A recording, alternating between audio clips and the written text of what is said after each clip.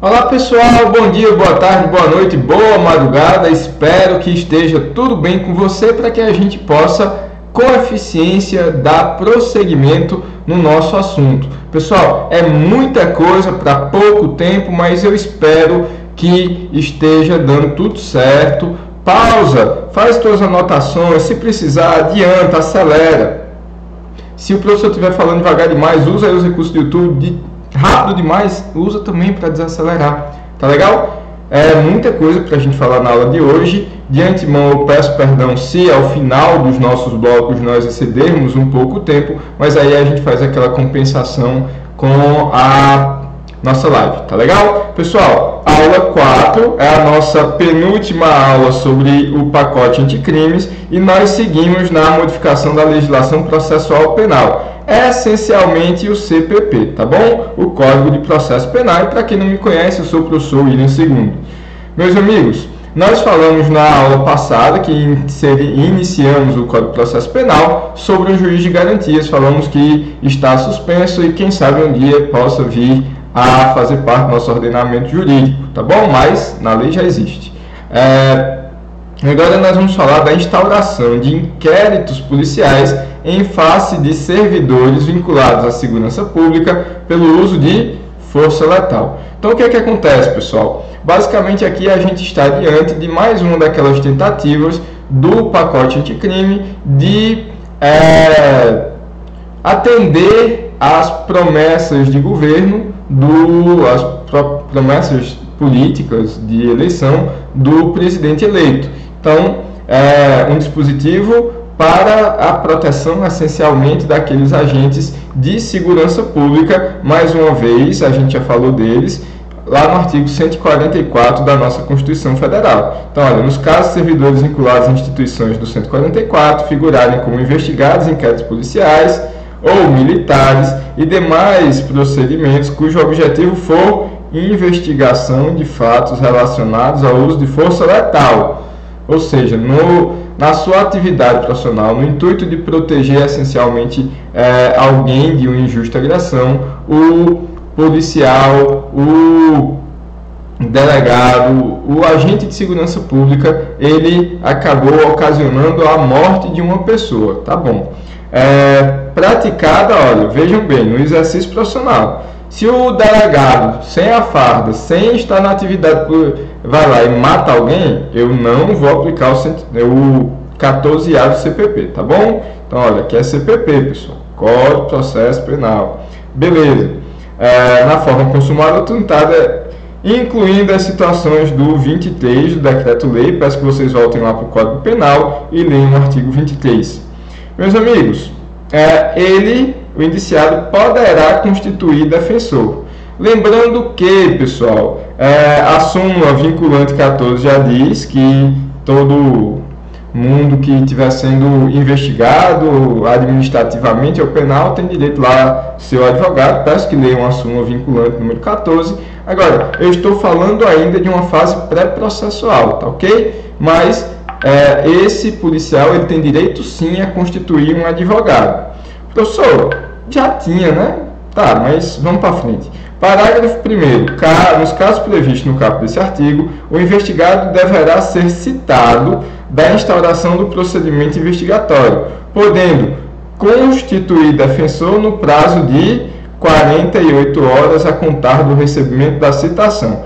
Primeiro, crítica aqui, não devia ser citação, devia ser notificação, né? Ninguém é citado que está sendo investigado, a citação é do processo. Beleza, professor. E se ele não quiser? Professor, mas quem é que em sã consciência, sabendo que está sendo investigado, não vai constituir advogado? Pessoal, advogado é caro. Imagine aí, tudo bem, a gente pensa logo no delegado da Polícia Federal ganhando lá seu inicial de 14 mil reais, mas e aquele outro da ponta?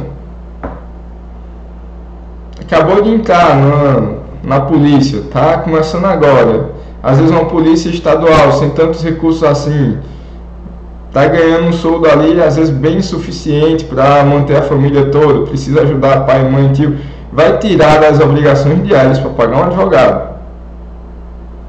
Às vezes, para quem já está ali estabilizado, já é difícil, imagine para quem não tem essa estabilidade toda. Os salários de agentes públicos muitas vezes não são suficientes, não são os salários mais adequados. E aí, professor? E aí, muita gente acabava não constituindo advogado. E esse prazo, professor, de 48 horas, se ele não agir, ele perde o direito de botar advogado? Não. Fim desse prazo, com a ausência de nomeação do defensor pelo investigado, a autoridade responsável pela investigação deverá intimar a instituição a que estava vinculado o investigado à época da ocorrência dos fatos, para que possa, no prazo também de 48 horas, indique o defensor. E aí, professor, por que isso?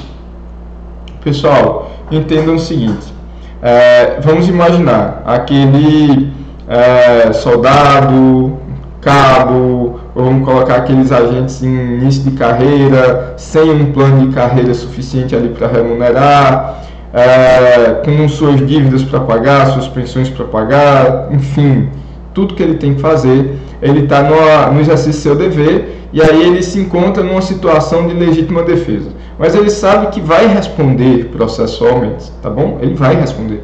Não é porque é legítima defesa que o processo se acaba. Eu tenho que ter ali uma decisão judicial pelo arquivamento, pela existência ali da culpabilidade, ou da licitude. E aí, professor, o que é que a gente faz? E agora imagine esse cidadão, ele puxa da arma e diz, eita, se mesmo não vai dar para pagar o advogado, não. Ele vai pensar duas vezes, às vezes é ele que vai receber o tiro. Então, muitas vezes, esse agente de segurança pública, ele tem que estar amparado pelo aparato estatal, no intuito de dar garantias mínimas de sua atividade. Daí a necessidade de se colocar, de se reforçar que ele tem direito a ser notificado para participar das suas investigações, poderá nomear defensor, o defensor poderá ser escolhido por ele, como também poderá ser escolhido pela instituição que representa. Pessoal, em qualquer ramo do poder público já deveria ser assim. Afinal de contas, via de regra, quem responde para com o cidadão, para com o jurisdicionado, é o poder público. Depois, é que subsidiariamente o poder público poderá cobrar do seu agente que agiu de maneira indevida. Então, vamos supor, se uma autoridade responde ali, eu não estou falando do inquérito criminal, claro, mas responde um mandado de segurança, essa autoridade ela será representada pelo advogado daquela entidade, seja o procurador do município, o procurador da autarquia, o procurador da União. Então, ele é representado. E já que ele está agindo em nome do poder público, ele será... Pessoal, a gente tem a teoria da ficção até para para empregados privados. Então, é justo que haja, sim, uma defensoria especializada para eles. Agora, cuidado, pessoal. Vocês vão notar que os artigos 3º a 5º, eles foram vetados. Por quê, professor? Porque o pacote anticrime atribuía à Defensoria Pública o dever de representá-los. E se tudo bem, existe aquele agente da ponta que é hipossuficiente para o pagamento de defesa técnica, também existem aqueles que são bem remunerados. Estão na outra ponta em menor quantidade, mas também são agentes de segurança pública e que recebem ali valores consideráveis. E não tem exatamente essa hipossuficiência. Mas eu lembro a vocês que a Defensoria Pública, inclusive com reconhecimento do STF na ADI 3022, reconhece que a Defensoria Pública tem o dever de atender aqueles que são hipossuficientes em recursos, e apenas eles. Os defensores já estão muitas vezes sobrecarregados em muitos locais do país. E aí seria uma demanda a mais sem uma estrutura a mais, quando na verdade já se existem as procuradorias da União e a dos estados, e esses sim que deveriam estar representando esses policiais que usaram de força letal durante o exercício de sua profissão. Ah, professor, então o advogado vai proteger ele mesmo sabendo que ele agiu errado? Meus amigos, com todo respeito, ele vai, o advogado da União, o procurador do Estado, ele vai representar os interesses do Estado. Se o uso da força letal foi de maneira compatível com o Código Penal, compatível com o exercício da profissão, então sim, naquela legítima defesa que a gente já falou lá do 25, então sim, eles deverão agir para proteger os seus encarregados. E aí, tudo bem, se o cidadão ainda tiver a condição de pagar pelo advogado, um advogado ainda melhor, ele procura. Se ele de fato é hipossuficiente, está se sentindo mal representado pela advocacia pública, então ele poderá procurar a Defensoria Pública, tá ok? Pessoal, passei 1 minuto aqui já, vou me despedir no primeiro bloco, por gentileza, volta para o segundo.